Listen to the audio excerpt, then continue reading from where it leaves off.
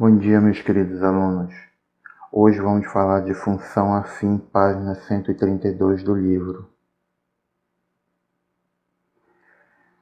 Nosso primeiro exemplo é: o salário mensal de Gustavo é composto de uma parte fixa de R$ 1.200 e uma parte variável que corresponde a uma comissão de 7% sobre o total de vendas. Perceba que eu fiz uma transformação aqui no 7%. Toda a questão de função que houver alguma informação numérica estruturada como porcentagem, você precisa fazer essa transformação para número decimal. 7% é 7 dividido para 100. E 7 dividido para 100 dá 0,07. O que você precisa saber é que Fx ou Y corresponde ao salário mensal de Gustavo e X é o total de vendas do mês. A lei da função ou lei de formação, também pode ser chamada de fórmula, pode ser escrita dessa forma aqui: f de x é igual a 1.200 mais 0,07x, ou posso escrever como y igual a 1.200 mais 0,07x, ou eu posso escrever como y é igual a 0,07x mais 1.200. Tudo isso é a mesma função, só que eu estou escrevendo ela de outra forma, ou usando fx, ou usando y, ou trocando a ordem dos seus termos. Vamos definir a função afim. Função afim é toda função real do tipo y igual a x mais b, com a e b sendo números reais. O que é um número real? Vamos relembrar isso. Número real pode ser um número natural, que é o zero, e qualquer número positivo. O número real pode ser um número inteiro. Um número inteiro é todo número negativo que tem aquele sinal de menos na frente, o zero ou qualquer número positivo. Número racional é todo número que pode ser escrito na forma de fração. 1/3, 10/5, ou já está o número na forma de número decimal tipo 0,01, ou até o exemplo anterior, que era 0,07. Isso são números racionais. Só que o número real também pode ser um número irracional, que é um número que não pode ser escrito na forma de fração. Vou te dar como exemplo qualquer número do tipo raiz quadrada de 2, raiz quadrada de 3, raiz quadrada de 11, de 13, o π, que é igual a 3,14, reticências, que é uma dízima aperiódica. Opa, já que eu falei em dízima aperiódica, não te esqueça que uma dízima aperiódica é um número que está escrito na forma decimal, só que ele é infinito, que ele tem reticência no final, mas só que eu não consigo achar um período. Lembrando que período, na parte decimal, é um número que fica se repetindo direto. Isso já foi visto lá em fração geratriz. Se você não lembra, eu recomendo você voltar a olhar esse vídeo sobre fração geratriz. Vou te dar uns exemplos agora de função afim. Exemplo 1. Y é igual a menos x mais 6. O A sempre fica na frente do x. Se tem o menos, aqui está o menos. Se o número não aparece na frente do x, porque é 1, então ficou menos 1. O A é menos 1. E o 6, que é um número que está sozinho, sem letra, é o nosso B, nossa parte fixa. No exemplo 2, é y igual a 4x. Quem está na frente do x é sempre o A. Então o A aqui é 4. Ah, mas o B não aparece, mas ele existe. Se não aparece, quer dizer que ele é o zero. Nosso exemplo 3 é um exemplo de função racional, ou seja, é uma função que está escrita na forma de fração. 2x menos 7 dividido para 7. Eu reescrevo a função só para você visualizar melhor, mas não é necessário. Então, 2x para 7 menos 1/7. Quem está na frente do x? 2/7. Aqui está, A igual a 2/7. Quem é o B? É o número que aparece sem letra, menos 1/7. Aqui está. Exemplo 4 não é bem uma função afim, porque toda função afim precisa ter o a. Mas isso aqui é um exemplo, é uma particularidade de função afim, que a gente chama de função constante. Por que constante? Porque não aparece o x. Então, para qualquer valor, a função sempre vai ser y igual a menos 2. Mas isso eu vou comentar um pouco mais lá na frente. Como não aparece o x, então o a é igual a zero.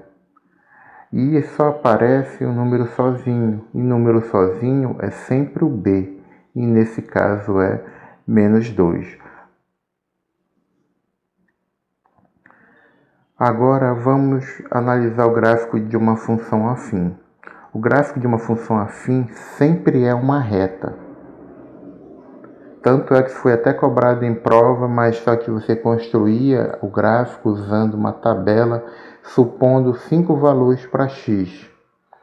Só que você tem que ter um cuidado. Essa reta nunca pode ser perpendicular, ou seja, ela nunca pode ficar em pé. Se ela ficar em pé, ela não é uma função.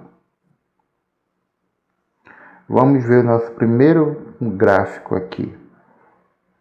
Repara essa função aqui, olha. O gráfico da função afim é essa reta vermelha aqui. E esses pontinhos verdes são os pontos, são 2 pontos da função. Se tocar o eixo y, é o nosso ponto B, nossa parte fixa. E o ponto que toca aqui o eixo x é chamado de raiz da função ou zero da função. É o valor que vai deixar o y igual a zero na função. E é assim que dessa forma que eu encontro ele, através dessa fração aqui, olha, menos b dividido para a. Então eu pego o a lá da função y, que é igual a x mais b, coloco aqui embaixo, e o b é a parte fixa. Faço a divisão e coloco o sinal de menos. Isso vai me dar a raiz da função. Só que o gráfico, esse gráfico aqui, ele é chamado de gráfico crescente. Porque com todo valor que eu coloco, a função vai crescer em cima dessa reta aqui.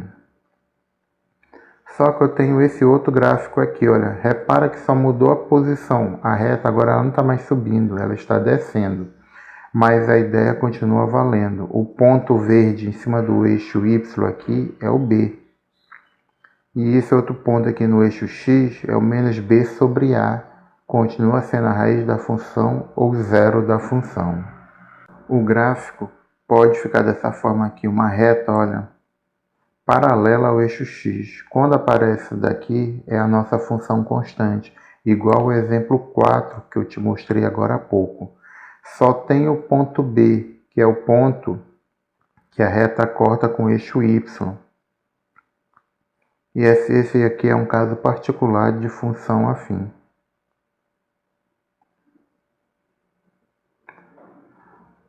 A função, repara que a função afim tem duas particularidades, que é a função constante, que eu já te mostrei o gráfico, e também tem a função linear, que é uma função real do tipo y igual a x. Qual é a diferença para a função afim? Que não tem a parte fixa, não aparece o mais b. Só que esse a tem que ser diferente de zero. E o gráfico continua sendo uma reta, só que essa reta vai passar sempre aqui pelo zero. Lembrando que o zero é o encontro aqui do eixo x com o eixo y, chamado de origem do sistema.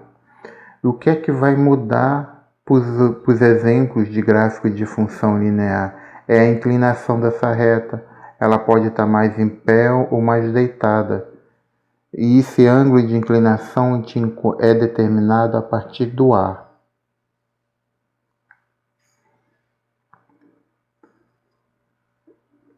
Exemplo 1 aqui de função linear e vamos falar sobre proporcionalidade direta. Nós temos esse exemplo aqui do livro. Se 1 kg de feijão custa R$ 9,00, então x quilogramas custam. Aí eu vou colocar aqui y é igual a f de x, que é igual a 9x reais. essa daqui é a minha função, porque cada quilo custa R$9, como é para qualquer quantidade de feijão, por isso apareceu o X aqui. A ideia proposta é essa daqui, olha, 1 quilo custa R$9, 2 quilos custa R$18, 3 quilos custa R$27 e assim por diante. A ideia de proporcionalidade, o que é que significa essa ideia de proporcionalidade? Se eu duplicar a quantidade, ou seja, se eu duplicar o quilo, vai duplicar o preço do feijão. Se eu triplicar a quantidade de feijão feijão o preço. O que acontece aqui, olha, 3 quilos custa R$27. 1 quilo é 1. Se eu triplicar, vira 3 quilos. Mas só que triplica o preço também. Se eu vou triplicar 9, dá 27. Isso é que é a ideia de proporcionalidade. O mesmo fator multiplicativo, por exemplo, duplicar quer dizer que eu multipliquei por 2 a quantidade. Ou seja, 1 vezes 2 dá 2 quilos. Só que esse 2 que multiplicou 1 quilo também multiplica o preço. E R$9 multiplicado por 2 dá R$18. O fator multiplicativo aqui é 3. Se eu tenho 1 quilo, 1 vezes 3 dá 3 quilos. Só que esse fator multiplicativo, que é 3, também multiplica o 9. 9 vezes 3 dá 27. E assim sucessivamente. Então perceba que esse tipo de situação aqui, o preço a pagar é diretamente proporcional ao número de quilogramas. Ou seja, se eu pegar 1 quilo e multiplicar por 5, eu vou ter 5 quilos. Então esse 5 vai multiplicar o valor que é R$9. 9 vezes 5 dá R$45. Isso quer dizer que ela é diretamente proporcional. Exemplo 2. Um motorista mantém o carro em uma rodovia a uma velocidade constante de medida de 90 km por hora no piloto automático. Se é piloto automático, é um carro automático esse aqui. O indivíduo está andando sempre a 90 km por hora. Vamos dar uma olhada nessa tabela aqui. A medida de repara, isso aqui é o deslocamento do veículo, é o título da tabela. Medida de intervalo de tempo T, sempre em horas, medida da distância em quilômetro. Então eu tenho essas sugestões aqui, olha.